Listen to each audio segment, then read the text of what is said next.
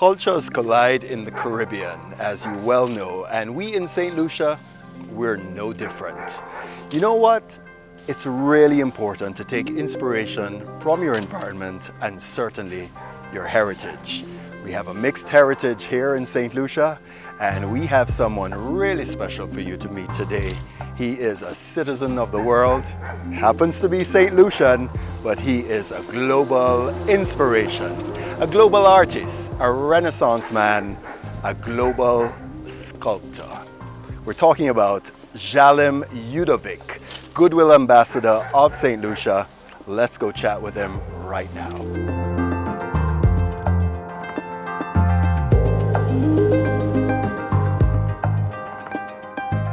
Out of the womb, I have always been a creator, an enthusiast, you know, because I grew up in this environment that we're in right now, which is Eudovic Art Studio on M1 Castries. Nice. And this environment was the epicenter of local arts and culture, particularly in the 80s when I came along. I came along in the early 80s. Right. And it was a good year. It was a very good year. And what I found was just, a bouillon of everything. A bouillon. A bouillon. Combination. A combination, or pilau, Pilau. To give a little shout out to our Indian cuisine. Right. But and it was magical, man. It was La Rose on the weekend. Yes. And the Marguerite as well, which is cultural festivals. Cultural festivals and so on. We're gonna share that with you. Don't worry. Yes, and it was also village tourism and community tourism at its rudimentary stages in St. Lucia, and my father experimenting with this, with this cultural artistic experiment, which was the studio, where people could just come off the cruise ships and take a short tour and see work being created and be exposed to the full gamut. See an original piece of work being created. Yes, and at the time, when my dad is a contemporary artist. Yes. So it was world-class art. Yes. Being created in the Caribbean. Shout out your dad, because I know people want to Google him. Oh yeah, Joseph Eudovic, Vincent Joseph Eudovic is a fantastic artist. Love that. And when he came to St. Lucia, he created this studio. And he sort of emulated an African village, where all the disciplines of art, of local craft and art, straw work, like basketry and so on, pottery was being done here, but wood sculpture was his mainstay. Right. And it what survived, Yes. Yeah. At 5 years old, you started. 5 years old. You did your first piece. My first piece. How long did that take? Because my first piece took about 3 years, to complete. 3 years. I started at 5. I completed when I was about 8 years old, because I worked on my summer vacation. Yes. Sometimes after school, because we had a night shift here. We had artists on residence here. Yes. But local artists, like from far-flung communities that my father will indoctrinate to the world of art and so on. Most of them not didn't even know that they had flame in them. Yes. We would bring them here and we have a bed for them, a room where they would stay. It was pure art in residence. And maybe that's where the guest house today has evolved from, right? I think so. Really beautiful. I think so. And it's kind of like a homestay. I mean, I think that's really fantastic. I'm growing up in an environment like that. You're conflicted and you're bombarded with so many, styles and philosophies and so on, And so at first I started to parrot my father's style naturally. I think that's a natural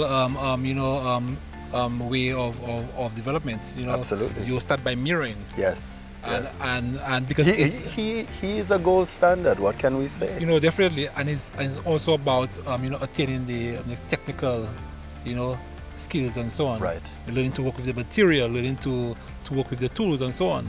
And but eventually, as I matured, I started to develop my own design philosophy and my own voice. Which was based on geopolitics, which was based on my Caribbean spirituality, my you know, my philosophy as a black man, a black Yes, Caribbean man. roots, In yeah, the man. world, and constantly looking outward. Right. And you know, and becoming a student of Marcus Garvey. Becoming a student Yes. of Bob Marley, Wow. Nelson Mandela, you know, because I read quite a bit. And then you went to Africa And as then I well. went to Africa. So I would imagine well. you were greatly influenced there as And well. that's where it all came together.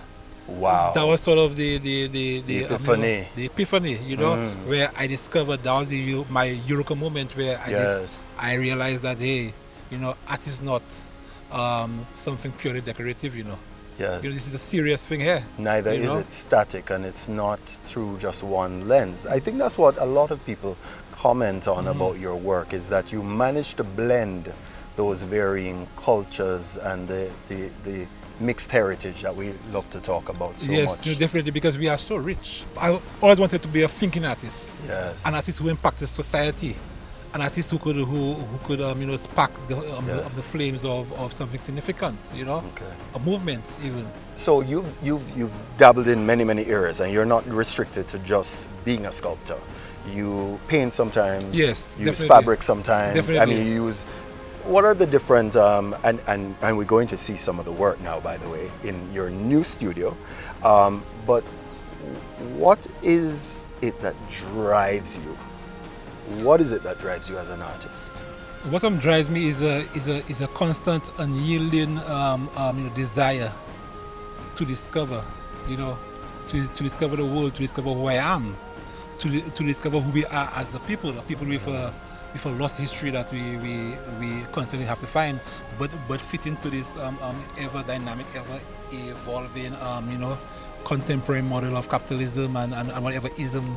And Colonialism. You know, you're right. And I think our history really made us very outward looking. Definitely. And it wasn't until a lot of us, West Indians and Africans, started writing our own history that I think we discovered that. But I also think that there's beauty in that, because when folks come to visit, Definitely. they do see commonalities, parallels from their world, because we do have some European influences. We Definitely, do quite a definitely. bit, particularly here in St. Lucia. So I really love how you marry those. All right, listen, it's so good to chat with you today, Jallim Eudovic. We are going in. Can we see the studio? Absolutely. Can we see some of the work? Let's go in and take a look at some of the work. So this is the new studio. It is. I like it. This is the wall of maquettes, as I call it. So these are miniature. Yes, most of them are miniatures of work that I've already done, and the others are work that are slated to be done sometime in the future. Fantastic. Right, so let's walk through a few of these, if you will. Okay. You Okay. choose. This one is a piece I did originally in wood, and this came from my Kunme collection. Kunme is a French Creole term meaning helping hands. So I decided to embody that entire thing in an exhibition after I was invited to exhibit to England by Baroness Doreen Lawrence, Okay. who's a human rights icon in the UK. Excellent. And she has a very iconic center, which was created by very famous architect David Adjaye, Okay. who also designed the Slave Museum in Washington, D.C. Wow. So this building was an iconic building, and I felt that I had to live up to the expectation of the iconic nature of that architectural marvel. Right. So I wanted to do something, to extract something from our local, our Caribbean celebration experience, which spoke to the building, particularly because they were also training kids in the field of architecture. You know. Yes. So the main focus of this center in England, the Stephen Lawrence Center, was to train young inner city youth, impoverished youth, in the field of design and architecture. So Kurme sort of symbolizes architecture and building and working together at a community level. Working together. So I explored it in a very contemporary way, traditional but contemporary. It was a 10-piece. There was Ishmael. Yes. This piece symbolized, the a typical mother, traditional woman, and a son coming from the river with a bucket of water on the head. But it's also about the balance of life. Right. You know, because she's balancing the bucket of water on her head, Yes. which represents sustenance. Yes. You know, because water is life. Right. But if you realize her main focus is her child. Right. You know, so who seems to have quite a few needs there. Definitely. I can almost hear the dialogue. Yes, you know. And she's giving him the look. And she's giving him the look, or she's giving him attention. Look or parents. So it's about balancing work and family life. Yes. You know, and this is multicultural. I mean, this definitely translates to all ethnicities. So the opportunity came along. Where the Chinese was rehabilitating a huge river. Right. In the middle of Chongqing City, which is in northern China. Right. And this city once sustained life in the entire city, but they sort of made a swap for industrialization, and the river, went to waste. So they were rehabilitating this huge river, and they wanted symbols, powerful symbols, Yes. Eternal reminders that we need to care for nature. And I submitted this piece. And right now this is a 4 meter tall sculpture on the banks of the Chongqing River. This is another piece from the same Kunme collection. Fantastic. This is a miniature version of it, and it's called La Porte. And La Porte meaning the door. And so this symbolizes, transition and progress. That nobody's going to give you a free lunch in life. You have to hold up your own door and work for your own threshold. You have to create your own reality and your own. Yeah. My econ professor would always say that there's no free lunch. Yes, this is also from the Kudme. This is from the Kudme series, and some of you may recognize this on the Castries roundabout. This is right by the waterfront. The Castries market. Yes. All right, so tell us about it, because this really does reflect. This was also extracted from my Kunme series and it was called Le Péché, okay, which I later on called Boat of Dreams, which I then later on called All In. All In. So, and this was commissioned for the 40th anniversary of St. Lucia's independence. Yes, it was. So it was called All In. All In. But what it symbolizes is fraternity. Fraternity. And it symbolizes unity, and the community working together as a collective. Can't help but notice there is no boat. There is no boat because the boat is absolutely not necessary. We become that vessel when we come together. Tell us about this piece here. This piece was originally conceptualized for the sculpture park of St. Lucia project, which was going to happen a couple of years ago. But since that did not happen, I resubmitted it to the as a proposal for the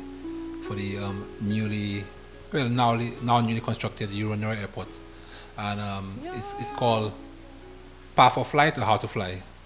Still playing with those two names, yes. But basically is the evolutionary chart of progress.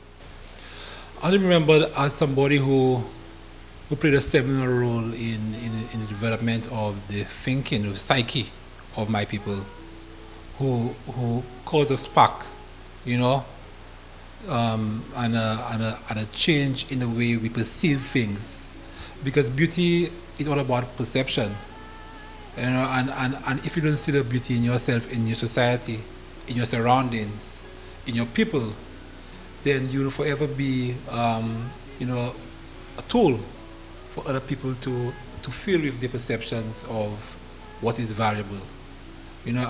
So we have to stand strong in our own identities, and that's what I think I want my people to self-actualize. Brother, that's why we came to talk to you today, because trust me, respect. Self-definition is so very important as you navigate this world, no matter what you're doing. And as master sculptor Jallim Eudovic has said to you, character, really important. Continue to evolve. Learn the nuggets, by the way. He travels, he educates himself, and he mentors young people exactly the way his father Vincent did many, many years ago and continues to do. So we're going to leave now. Thank you for joining us for this chat with Jallim Eudovic.